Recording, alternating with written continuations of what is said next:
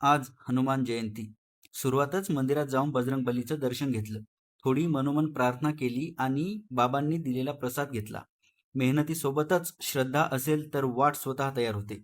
मग सरळ निघालो लायब्ररीकडे. पोहोचल्यावर पहिलं काम म्हणजे न्यूजपेपर.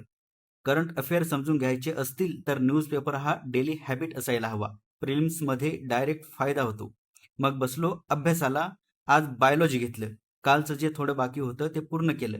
मग दुपारी निघालो रूमवरती. आल्यावरती पहिले थोडं रेस्ट घेतला आणि लगेचच परत ट्रॅकवर आलो.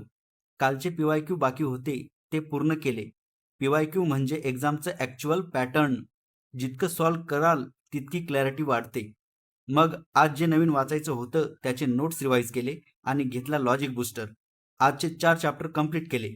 दररोज थोडं थोडं कंप्लीट करत राहिलं तर कॉन्फिडन्स आपोआप बिल्ड होतो आणि एक दिवस हे छोटे एफर्ट्स मोठा रिझल्ट देतात. म्हणून कन्सिस्टन्सी चालू आहे. Day 15 done.